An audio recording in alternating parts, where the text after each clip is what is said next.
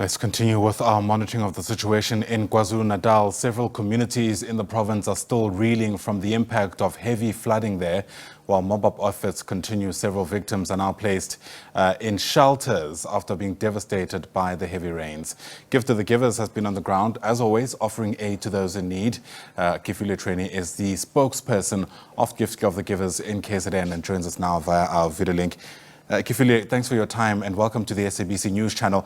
You know, I understand that the weather conditions have subsided there, giving us an opportunity to really take stock of the damage that we're able to see.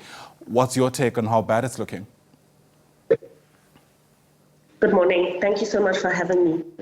It's actually quite terrible. A lot of people have been displaced following the terrible weather conditions. Some people are still able to stay in their homes, but they've lost their furniture, their clothing, blankets. It's really not a good sight. We actually are trying to intervene in the different places, but the conditions are different depending on the places that were affected. Within Lamontville, Wentworth and Merebank, some of the places that were highly affected, but it was especially bad in Lamontville where there were actually 5 casualties. Yeah, you mentioned 3 communities, for example, there, but for people who don't really have a sense of the geographical structure of KZN, how widespread would you say that damage has been? So Lamontville and both Wentworth and Merebank are south of Durban, between 20 and 40 minutes out. So it's just off the coast as well. Some of it is actually informal settlements. Lamontville is just outside of Umlazi, where Wentworth is actually closer to Port Shepstone. Sure, fair enough. I mean, you've got experience with giving this kind of assistance. What's your estimation around how quickly people will be able to start getting back to what their lives were like before this flooding? Because it's not just about recouping, of course, the property that's been lost. It's the electrical work, perhaps even the plumbing, outside of the rebuilding of actual structures.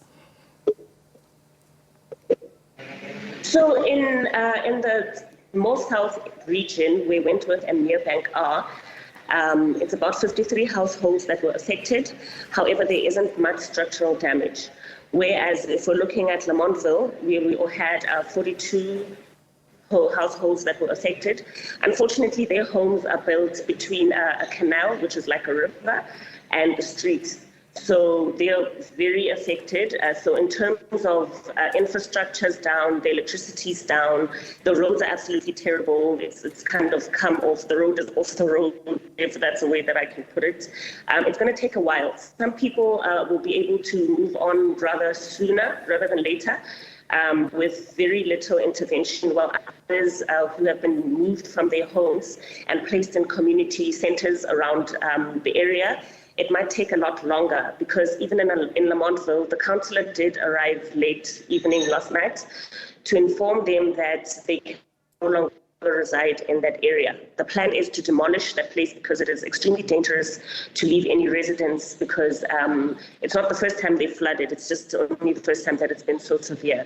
So this isn't something that may be resolved in the next couple of days. There's going to be a lot of assistance and intervention needed, all the way from starting from the beginning, building shelters, putting up infrastructure such as electrical, as you've mentioned. So it's a long way to go in terms of getting people's lives back to normal. Yeah, and hopefully the government, of course, is learning lessons along the way, because we've been here before. I mean, there were devastating floods back in April of 2 years ago, certain incidents that took place last year as well. This is becoming a whole lot more of a recurrence than a, freak of nature event.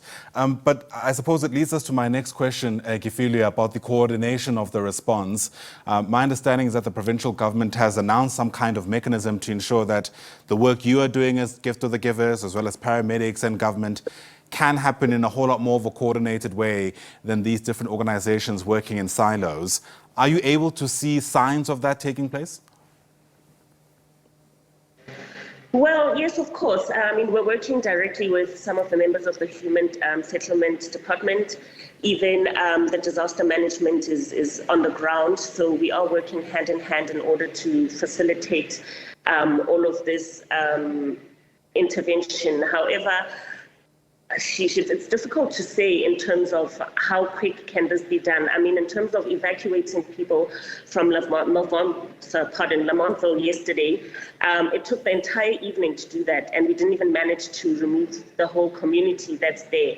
So we do need more people and organizations in terms of bringing their resources together in order to get people to safety, because there were some people who had to stay behind, not only because of the lack of resources, but also because some people don't want to leave their belongings. So there has to be a better plan for them. To just move them into a community hall is very temporary. So there needs to be proper intervention and proper plans in order to ensure that these people do get their lives back. And as you've mentioned, it's not the first time that this has happened. For instance, in Lamontville, where these residents are placed at the moment between the canal and the road, they were placed there in 2021 following floods once again, which what supposed to be temporary housing ended up being something where people were living for almost 4 years. So there needs to be a better plan put in place, and something more permanent, and definitely something more stronger and placed in a place of safety, more than in a place where there's access to a river or a canal, or where there isn't good stormwater draining. Sure. Because of how many people have been affected, I imagine there are families who have children who are at a school-going age. Kefiloe, take us through what people need, generally speaking, at this time. Well, absolutely. So yesterday we did find a lot of school kids lost their books. Some of the stuff went right into the canal, into the river.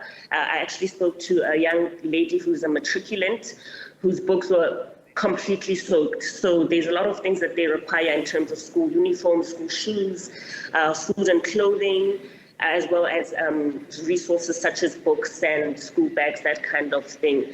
It is terrible. Even being placed at a community center that's not necessarily close to their school is a big problem. So even transport may be something that should be considered. Sure. So much to think about. Kefiloe Chuene, thanks very much indeed for your time. Really do appreciate it. Kefiloe is the spokesperson for Gift of the Givers in KwaZulu-Natal, as we continue taking stock, of course, of the damage caused by heavy flooding.